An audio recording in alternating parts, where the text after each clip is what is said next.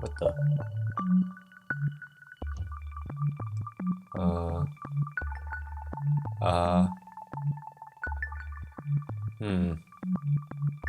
Guess I'm a mug.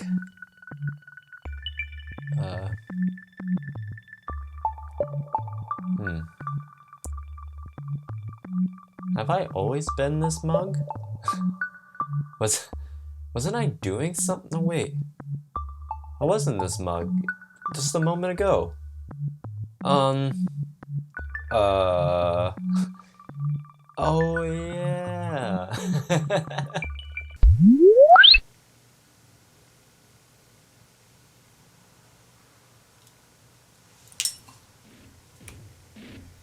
Oh shit. Oh yeah, I'm human.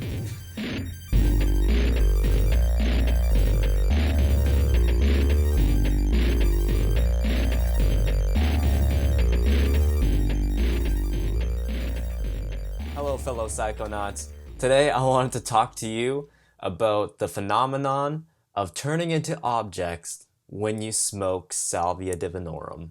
There is this very strange and specific phenomenon that is experienced with many people who smoke salvia, and that is turning into an inanimate object. Now, other psychedelics have been known to do this on occasion. No other substance does it as convincingly and as often. It's probably one of the top experiences of Salvia Divinorum. You either smoke or chew this substance, and people experience this undistinct transition into being a inanimate object. Objects ranging from trees to plants to mugs to bridges to shoes to a wheel on a shopping cart to a bag of chips to a fence post. People experience the most random ass things on Salvia Divinorum. And the reaction to this most often is confusion, just utter confusion. We are kind of sold this idea that when we take a psychedelic substance, it is as if we are buying a lesson from a teacher, that we are going to learn something about our minds or about ourselves. So what the heck does turning into a skateboard for 2 minutes tell you about your meaning in life? Well, it's a highly atypical experience because it is a highly atypical substance. That's because traditional psychedelics are alkaloids, while Salvia Divinorum is a terpenoid. This results in Salvia Divinorum only being active in the kappa opioid receptors. Meanwhile, the traditional alkaloids such as mushrooms, LSD, mescaline, and DMT activate primarily the serotonin receptors, and they don't really do much crossover, which is pretty remarkable. There's really not that much known about the kappa opioid receptors. So what is it about this specific system in our brain that tends towards giving us what feels like a very real and convincing experience of being an object? Reading a lot of writings about this subject, I've noticed that it comes in a lot of varieties. A lot of times when people experience being, for example, a fence post, they feel stuck in that position. Their consciousness is the entire object. It is as if you were always that. And then it seems as if slowly your regular brain patterns start leaking back in, and then you start thinking, wait, was I always this fence post? And obviously a fence post could never have that thought.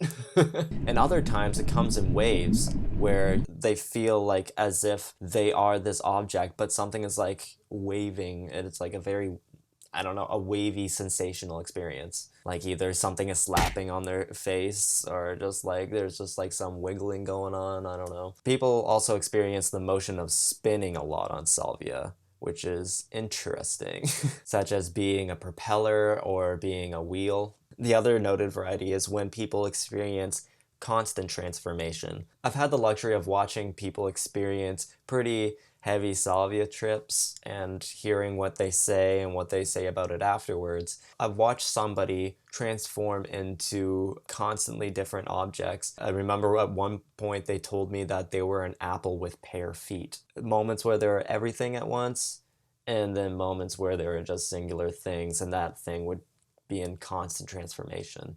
So in these profound, absurd experiences of being, for example, a fence post, this struck me really hard as some solid evidence toward panpsychism. Panpsychism is basically a theory that postulates that everything that exists bears some degree of consciousness, whether that be at a very low level, which we would normally deem as unconscious, even like in a photon, obviously of the consciousness of, say, this glass of water here. It would not have any neurons and therefore could not have the capacity to have the level of thoughts that a human does, such as being able to do math and have emotions and opinions. And it could be reasonable to say that this glass of water has some degree of consciousness, whether that be the glass itself or the molecules that compose it. Or I could say that there's a penguin that follows me around and stalks me, but disappears or hides every time I try to look at it.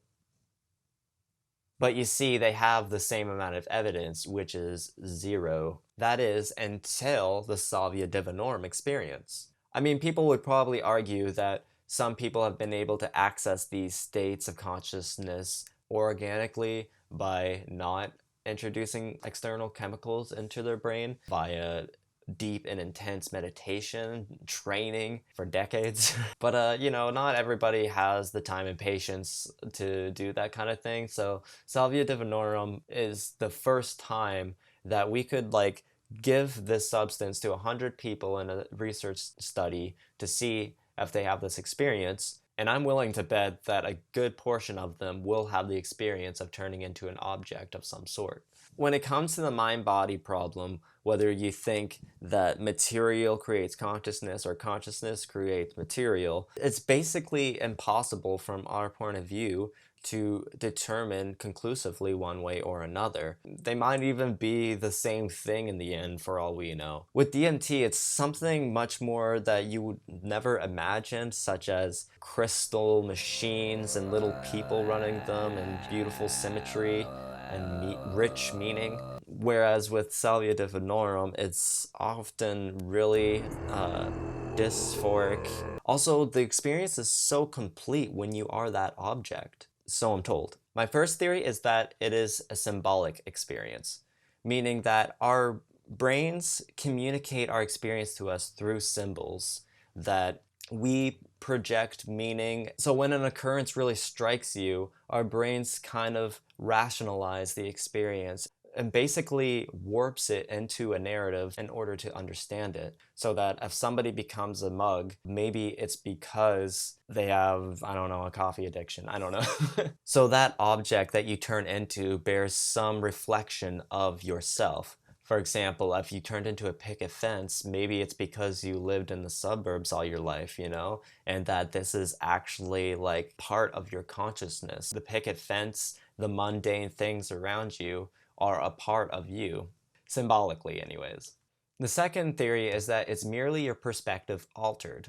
I think at least to a degree, our brains construct our reality as a way to rationalize and unify the signals that our brains receive. So in other words, what you are experiencing is actually your brain's best guess at what is going on. When we learn about objects growing up, those actually become solid neural structures in our brains, and those are the same spots that ignite whenever we see those objects. For example, you can say a table is already modeled inside of your brain. When psychedelics dampen the default mode network, you decrease your own ego, and it is perhaps that where objects are modeled in our brain happens to be the kappa opioid system. I know this is probably a very simplistic view. I'm not actually a neurologist here, as you could probably tell. But that could at least partially explain why when our egos are dampened, we could experience an object that we are already familiar with. I'll admit, it's kind of specific. I find it a little bit hard to believe that all objects are encoded in kappa opioid receptors. I feel like it'd probably be more complicated than that. Or it could be theory 3, that this is some type of quantum phenomena. So what quantum means is the smallest space between two things as possible. I'm basically arguing that everything is one, and what our brains do is section off consciousness and conducts it. And when we're released from the confines of the activities of, say, the default mode network, and our consciousness is released and free to experience something else that's happening in the universe, selected at random. So all these random ass experiences would be explained by our consciousness is just zapped into a parallel universe, and it probably won't make sense to you. So which of these theories are true? Probably none of them, but I'll leave that up to you, my viewers. Thank you so much for watching. Please like, comment, and then subscribe to this channel if you haven't already, because it helps me a lot. If you really want to help out this channel and help keep this content a-flowing, then please consider donating to my Patreon or make a one-time donation in my PayPal.